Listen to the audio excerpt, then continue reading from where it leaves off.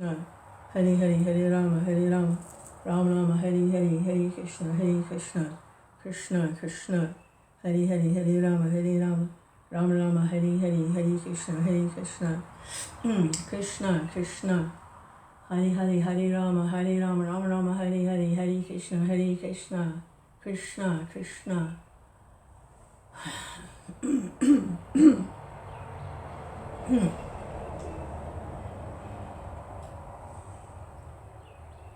It's time for a Kṛṣṇa break. Hare Krishna, Krishna Krishna, Hare Hare, Hare Rama, Rama Rama, Hare Krishna, Krishna Krishna, Hare Hare, Hare Rama, Rama Rama, Hare. You know, a little time out from all the struggling to hold everything together and to fix everything. Yeah, just time out. So I'm going to read a little bit about the Supreme Personality of Godhead, how he is manifested pastimes so that we can get a little bit of a glimpse into the personality of the Supreme Being, appeared 5,000 years ago, recorded history. In a summary study of the 10th canto of the Srimad Bhagavatam by His Divine Grace A.C. Bhaktivedanta Swami Prabhupada.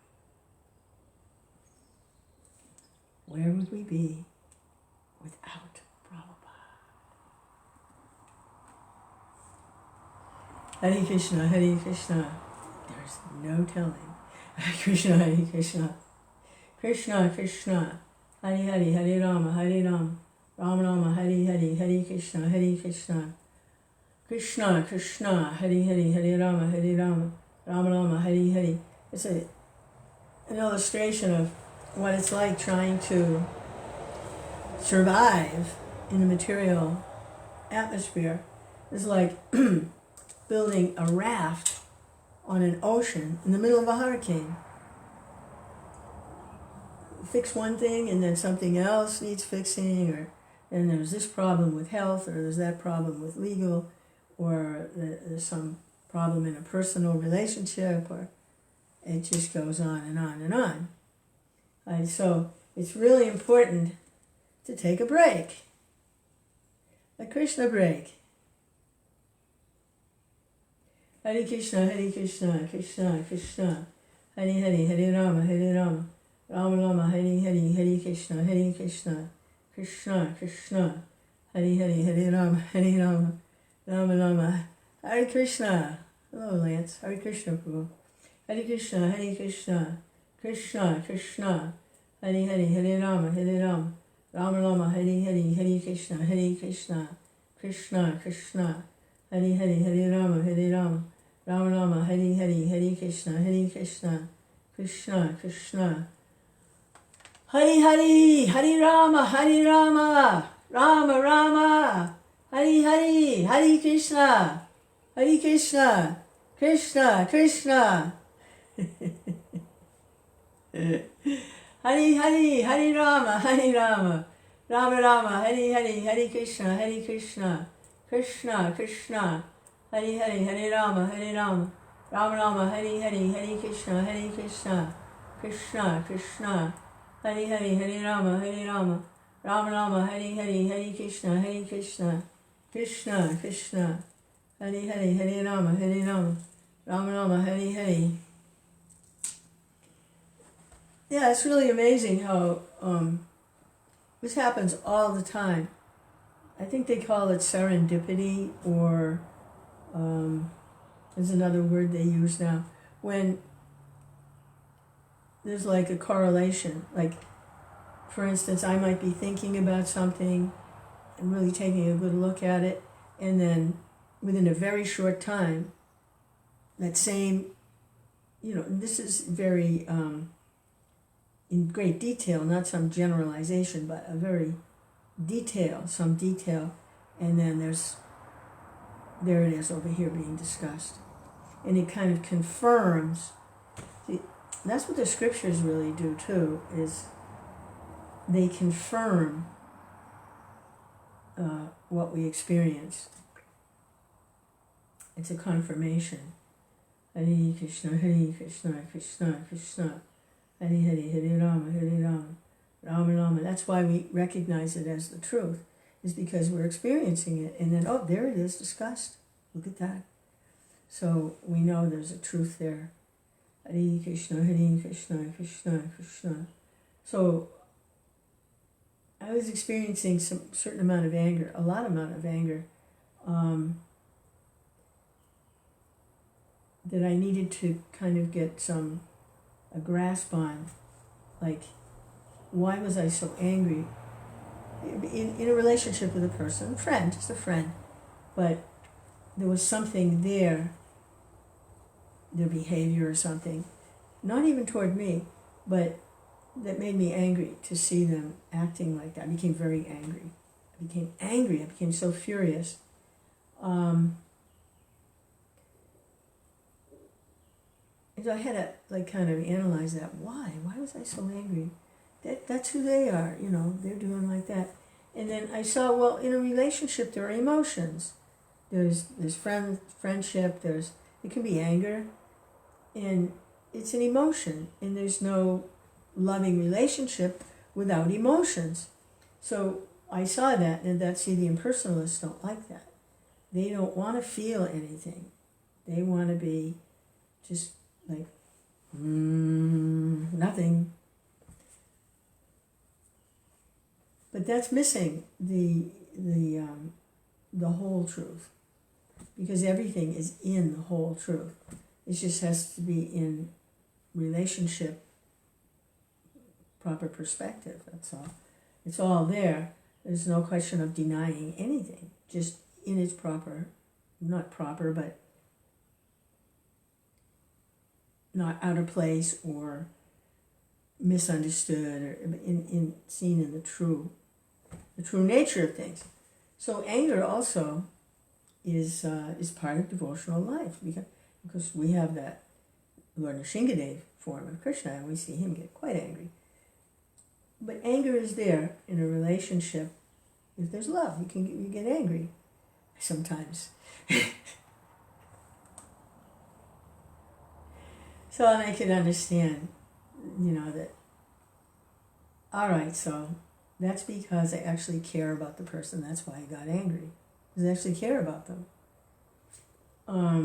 So, okay, that's my thing. I got angry. Hare Krishna, Hare Krishna. But then, that was during the day. Then in the evening, I attended an online session, and that very topic came up. Exactly. The exact topic. It was in relationship to Lord Ramachandra. When Sita was stolen, he became so angry that his eyes was burning. I think was it Ramachandra? Somebody was boiling the ocean when they stared at it, because they were so angry, and all the little fish and everything were in great distress because of the anger. But that was devotional anger.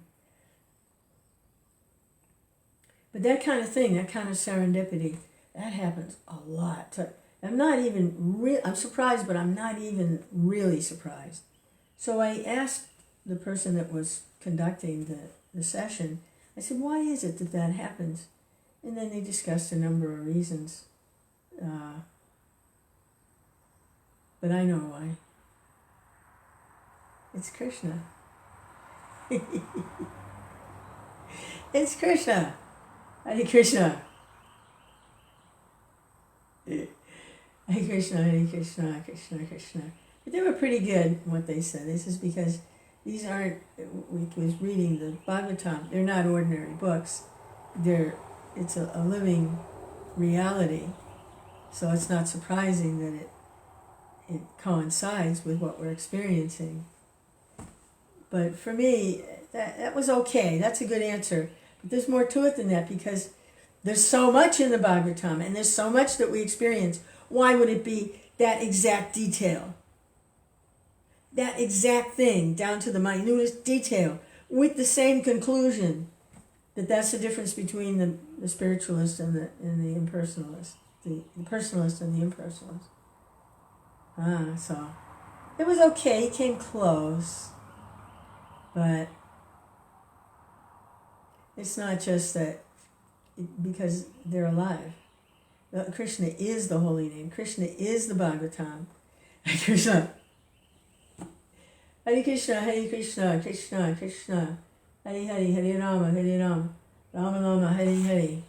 Okay, so let's meet Kṛṣṇa. Kṛṣṇa's here. He's right here. Hello, Radha and Kṛṣṇa. You're right here. So, let's visit. Hare Kṛṣṇa, Hare Kṛṣṇa, Kṛṣṇa Kṛṣṇa, Hare Hare. Hare Rama, Hare Rama. This is chapter 44. Kṛṣṇa recovers the son of his teacher.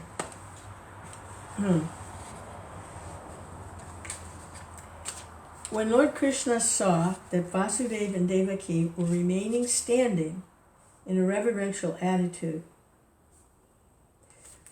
This was Kṛṣṇa and Balaram, they fought the wrestlers and killed them, and now Kṛṣṇa has killed Kamsa and Kamsa's 8 brothers who didn't like Kamsa being killed, so Kṛṣṇa killed all of them too, Kṛṣṇa and Balaram. And everyone is relieved, so greatly relieved, that Kamsa has been removed. And Kṛṣṇa's mother and father, Vasudeva and Devaki, they offered Kṛṣṇa prayers, but they were conscious of Kṛṣṇa's exalted position as the Supreme Personality of Godhead. And so although he was their son, they really couldn't embrace him. Kṛṣṇa touched their feet, it says here. Kṛṣṇa touched the feet of his father and mother, but they couldn't embrace him because they were in too much awe and reverence. They stood there hearing what the Supreme Personality of Godhead was going to say. So it was a very kind of official relationship. It was very different from Vrindavan. Although Kṛṣṇa was born as their son, Vasudeva and Devaki were always conscious of his position, his exalted position as the Supreme Personality of Godhead. So, this new chapter, when Lord Kṛṣṇa saw that Vasudeva and Devaki were remaining standing in a reverential attitude, he immediately expanded his influence of Yogamaya so that they could treat him and Balaram as children. As in the material world, the relationship existing between father and mother and children can be established amongst different living entities by the influence of the illusory energy. So, by the influence of Yogamaya, the devotee can establish a relationship in which the Supreme Personality of Godhead is his children. Wow, that's really interesting. It's all illusion. In the material world, people are all in illusion, thinking this person is my child, and the child thinking this person's my mother or father. It's illusory, based on temporary forms. But, he says, by the influence of Yogamaya, the devotee can establish a relationship with the Supreme Personality of Godhead as his child. So that same kind of illusion is there, but in relationship to God, Kṛṣṇa. That's recommended. After creating this situation by his Yogamaya, Kṛṣṇa appearing with his elder brother Balaram as the most illustrious sons in the dynasty of the Sattvatas, very submissively and respectfully addressed Vasudeva and Devaki. My dear father and mother, although you have always been very anxious for the protection of our lives, you could not enjoy the pleasure of having us as your babies, as your growing boys, and as your adolescent youths. Kṛṣṇa, indirectly praised the fatherhood of Nanda Maharaj and the motherhood of Yasoda as most glorious, because although he and Balaram were not their born sons, Nanda and Yasoda actually enjoyed their childhood pastimes. By nature's own arrangement, the childhood of the embodied living being is enjoyed by the parents. Even in the animal kingdom, the parents are found to be affectionate to the cubs. Being captivated by the activities of their children, they take much care for their well-being. As for Vasudeva and Devaki, they were always very anxious for the protection of their sons, Kṛṣṇa and Balaram. That is why Kṛṣṇa, after his appearance, was immediately transferred to another's house. Balaram was also transferred from Devaki's womb to Rohini's womb. Devaki and Vasudeva and Devaki were full of anxieties for Kṛṣṇa's and Balaram's protection, and they could not enjoy their childhood pastimes. Kṛṣṇa said, "Unfortunately, being ordered by our fate, we could not be raised by our own parents to enjoy childhood pleasures at home. My dear father and mother, a man has a debt to pay to his parents, from whom he gets this body, which can bestow upon him all the benefits of material existence. According to the Vedic injunction, this human form of life enables one to perform all kinds of religious activities, fulfill all kinds of desires, and acquire all kinds of wealth. And only in this human form is there every possibility that one can get liberation from material existence. This body is produced by the combined efforts of the father and mother. Every human being should be obliged to his parents and understand that he cannot repay his debt to them. If, after growing up, a son does not try to satisfy his parents by his actions or by an endowment of riches, he is surely punished after death by the superintendent of death and made to eat his own flesh. If a person is able to care for or give protection to all parents, children, the spiritual master, Brahmins, or other dependents, but does not do so, he is considered to be already dead, although he is supposedly breathing. My dear father and mother, you have always been very anxious for our protection, but unfortunately we cannot render any service unto you. Up to date, we have simply wasted our time. We could not serve you for reasons beyond our control. Mother and father, please excuse us for our sinful action." When the Supreme Personality of Godhead was speaking as an innocent boy in very sweet words, both Vasudeva and Devaki became captivated by parental affection and embraced them with great pleasure. They were amazed and could not speak or answer the words of Kṛṣṇa, but simply embraced him. And Balaram, embraced him and Balaram, in great affection and remained silent, shedding incessant tears.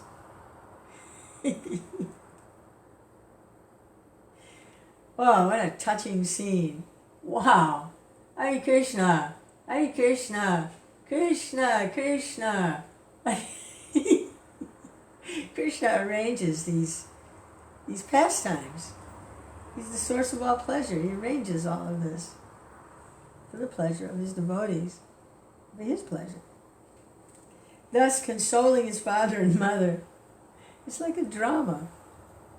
Thus consoling his father and mother, the Supreme Personality of Godhead, appearing as the beloved son of Devaki, approached his grandfather, Ugrasen, and announced that Ugrasen would now be the king of the Yadu kingdom.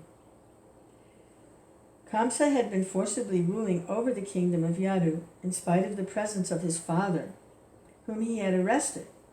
But after the death of Kamsa, Kamsa's father was released and announced to be the king of the Yadu kingdom.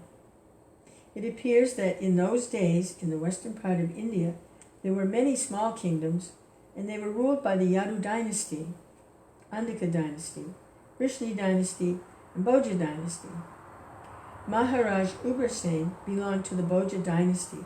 Therefore, Kṛṣṇa indirectly declared that the king of the Bhoja dynasty would be emperor of the other small kingdoms.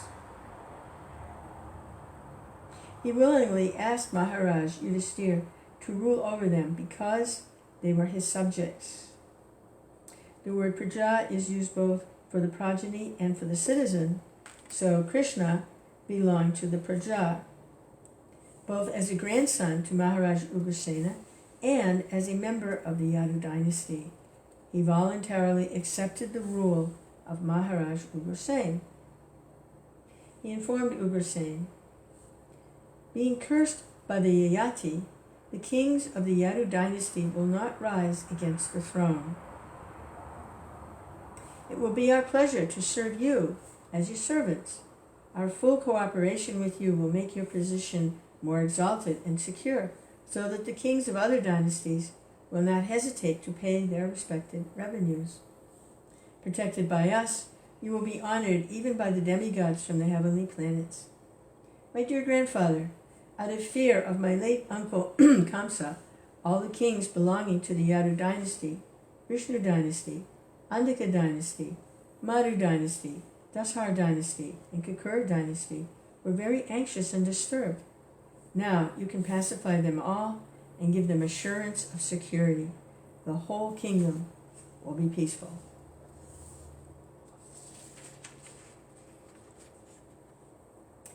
All the kings in the neighboring area had left their homes in fear of Kamsa and were living in different parts of the country.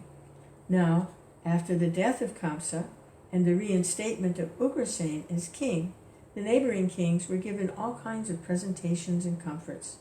Then they returned to their respective homes. After this nice political arrangement, the citizens of Mathura were pleased to live in Mathura, being protected by the strong arms of Kṛṣṇa and Balaram.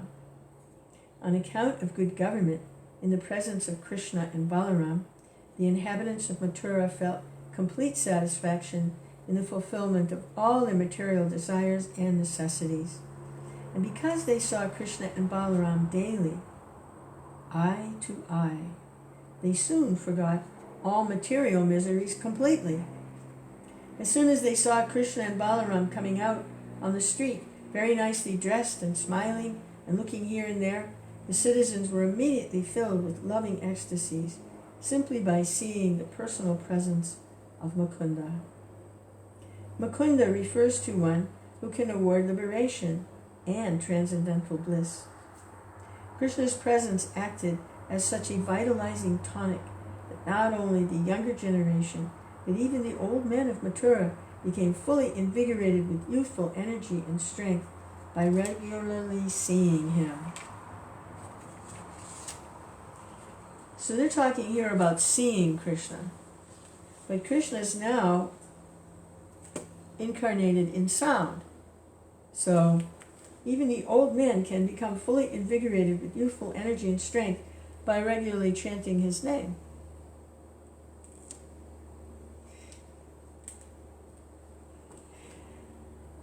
Hare Kṛṣṇa, Hare Kṛṣṇa. Kṛṣṇa keeps making his presence more and more known. The world will transform. Hare Kṛṣṇa. People will become peaceful. And the government will be governing very nicely. Hare Kṛṣṇa. And it's coming. Everyone's seeing, a lot of people are seeing, doomsday's coming. No, it's not doomsday that's coming. How can doomsday come? Krishna's here. It's not doomsday that's coming. Something's coming. Because they don't know what it is, they're very fearful and superstitious. No, it can't. How can it? Krishna's here. Hare Kṛṣṇa. Hare Kṛṣṇa, Hare Kṛṣṇa, Kṛṣṇa Kṛṣṇa. Hare Hare, Hare Rama, Hare Rama. Rama Rama, Hare Hare. Hare Kṛṣṇa. Kṛṣṇa.